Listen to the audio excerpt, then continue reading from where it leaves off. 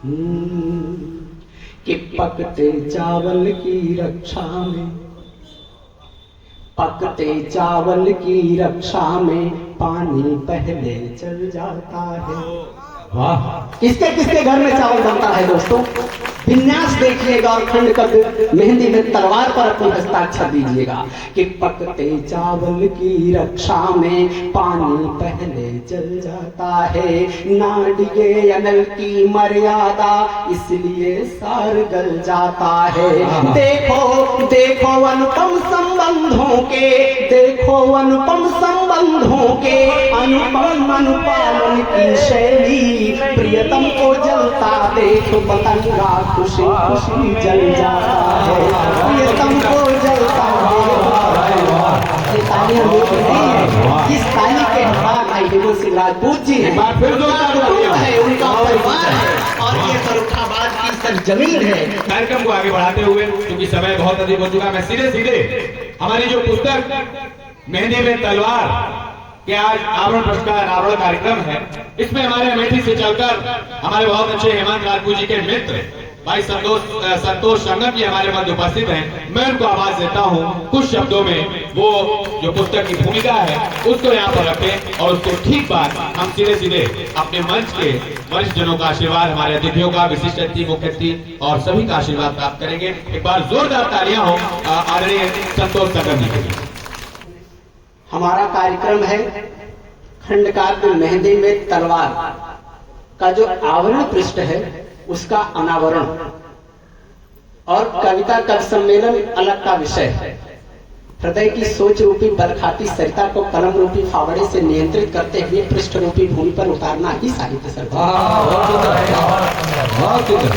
तो मायने नहीं रखता कि हम कितना बेहतर बोल पाएंगे, मायने ये रखता है कि हम जो बोल पा रहे हैं वो आज का ये जो दिवस है, जो परिवेश है, उसके परिप्रेक्ष्य में संगत है भी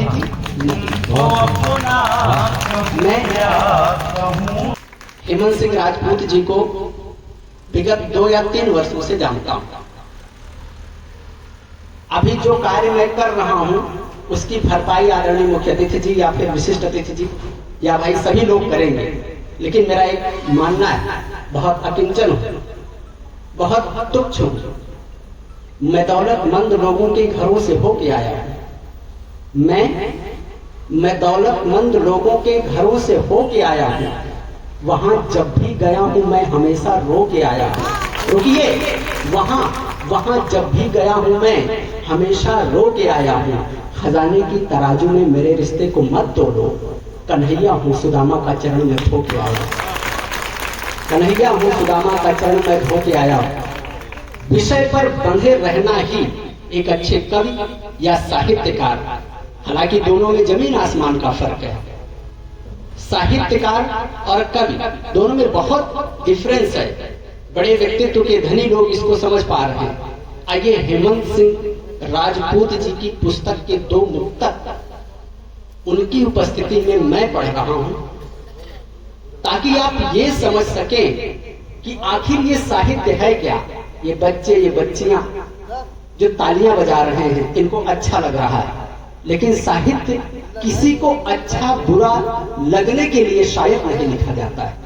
साहित्य की एक अपनी विचारधारा होती, साहित्य एक सैद्धांतिक प्रतिरूप होता है। हेमंत सिंह राजपूत जी का चिंतन उनकी पुस्तकों में मिलेगा, उसकी 2 वानगी मैं दे रहा हूं।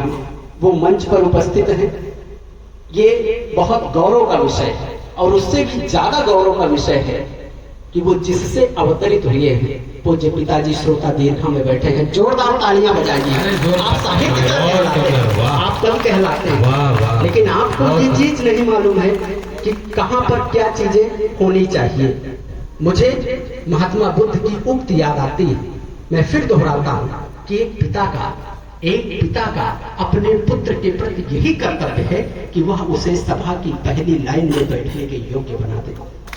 क्या पिताजी ने वो कार्य किया है? तो जोरदार तालियां होनी चाहिए। और सुंदर भाई, वाह।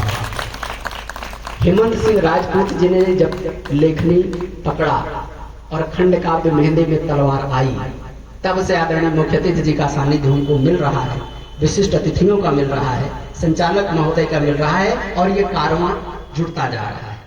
दो मुक्तक जो बहुत बेहतरीन है, बहुत बेहतरीन क्या, जिस पुस्तक की भूमिका डॉक्टर शिवम अंबर जी ने लिखा और जिस पर अपनी मुहर लगाने के लिए आदरणीय अध्यक्ष जी जो दर्जनों पुस्तकों को मतलब अस्तित्व में ला चुके हैं, अतिथियों के पावन सानिध्य में जिसका आज अनावरण हो रहा है, आखिर उस पुस्तक के अंदर है क्या चीज।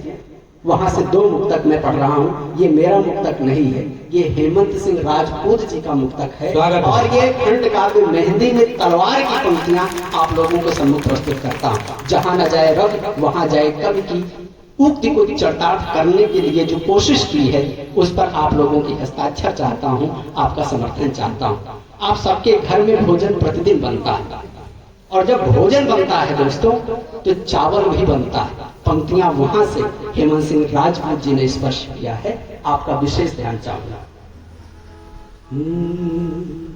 कि पकते चावल की रक्षा में, पकते चावल की रक्षा में पानी पहले चल जाता है। वाह, किसके किसके घर में चावल बनता है दोस्तों? विन्यास देखिएगा और खंड काव्य मेहंदी में तलवार पर अपनी हस्ताक्षर दीजिएगा कि पकते चावल की रक्षा में पानी पहले चल जाता है, ना डिगे अनल की मर्यादा इसलिए सार गल जाता है। देखो देखो अनुपम संबंधों के, देखो अनुपम संबंधों के अनुपम अनुपालन की शैली, प्रियतम को जलता देख पतंगा खुशी खुशी जल जाता है, प्रियतम को जलता देख पतंगा। ये तालियां मेरी नहीं है, इस ताली के हकदार भाई हेमंत सिंह राजपूत जी हैं, है उनका परिवार है और ये फर्रुखाबाद की सरजमीन है, ये वही लोगों की उपस्थिति है। और एक चिंतन देखिएगा, आप लोग साहित्य को समझने की कोशिश कीजिए, एक चिंतन समझिएगा। एक सेकेंडरी इमेजिनेशन, एक अद्वितीय जो विचार की शक्ति है वो कवियों में कहां से आती है। दृश्य है, अवंतीबाई जी की तस्वीर लगी है, उनके चरित्र पर आधारित खंडकाव्य मेहंदी में तलवार के अनावरण के कार्यक्रम में सभी लोग उपस्थित हैं, लेकिन उस पल को महसूस करो दोस्तों, मित्रों, प्लीज।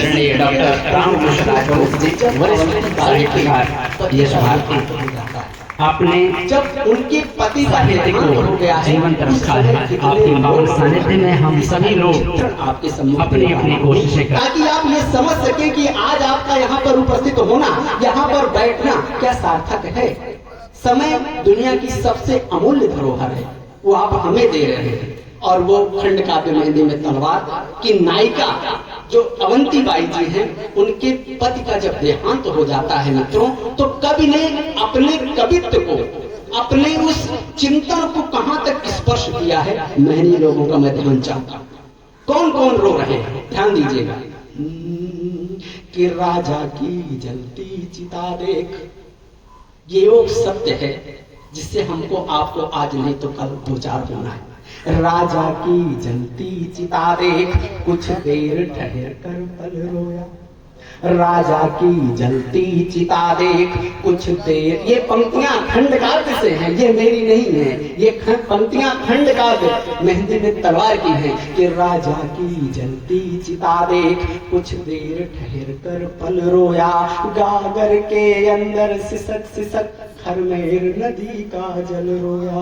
राजा की जलती चिता देख, राजा की जलती चिता देख कुछ देर ठहर कर पल रोया, गागर के अंदर सिसक सिसक खरमेर नदी का जल रोया। रोया है मंगल सूत्र बहुत, रोया है मंगल सूत्र बहुत, सिंदूर लिपट कर बिंदिया से। रोया है मंगल सूत्र बहुत, सिंदूर लिपट कर बिंदिया से। रो रो कर नैना पथराए तो नैनों का काजल रोया, रो रो कर नैना पथराए बहुत सुंदर, नैनों का काजल रो।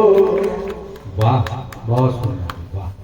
ये हेमंत सिंह राजपूत जी का चिंतन है। ये कविता का सम्मेलन अनवरत है, गीता दीदी से लेकर के, आदरणीय से लेकर के, सरस जी से लेकर के, वैभव जी से लेकर के तमाम लोगों ने हजारों मंचों की यात्राएं की और आने वाले वक्त में ये जिस मंच पर उपस्थित होंगे वो मंच धन्य होगा। क्यों? क्योंकि सात्विक विचारधारा से ओतप्रोत ये जो कार्यक्रम है ये है खंड काव्य मेहंदी में तलवार की कुछ पंक्तियां। इसको आप महसूस करो कि कहां तक यात्रा किया होगा इन्होंने, कहां तक अपने आप को महसूस किया होगा। क्यों? क्योंकि हेमंत सिंह राजपूत जी का अपना मानना है। मानना क्या है कि हृदय की सोच रूपी बरखाती सरिता को कलम रूपी फावड़े से नियंत्रित करते हुए पृष्ठ रूपी भूमि पर उतारना साहित्य सर्जना है। वैसे भी मरी हुई संवेदनाओं के शहर में कुविचारों की भीड़ से आहत प्रीत जब अपनी हसरतों की दौलत लेकर मोहब्बत के दरवाजे पर दस्तक देती है तो हृदय उसका आलिंगन करता है। पावनता की गोद में पलकों की छांव तले अभ्रों की सेज पर लेटी हुई प्रीत जब संबल की सुराही से विश्वास को मिठास के एहसास का रसास्वादन करती है तो रोम रोम में रोमांचित होने वाले प्रेम के प्रवाह को नहीं जाना। इसलिए इस आवरण के इस अनुष्ठान में अपनी आहुतियां दीजिए, आप अपने उपस्थिति दर्ज कराएं। अभी तो ये वानगी है दोस्तों, लगभग 250 से अधिक 250 से अधिक मुक्तकों का वो एक क्रम जिसकी वानगी आपने दो देखी है। ये इन्होंने ऐसे चिंतन दिए हैं कि आप महसूस करेंगे। और ऐसे ही नहीं, डॉक्टर शिव मंबर जी ने या फिर अध्यक्ष जी ने उस पर अपनी लेखनी अपने हस्ताक्षर ऐसे ही नहीं दिए। इन्होंने ये साबित किया कि लेखनी क्या है और हमें कहां तक यात्रा करना है।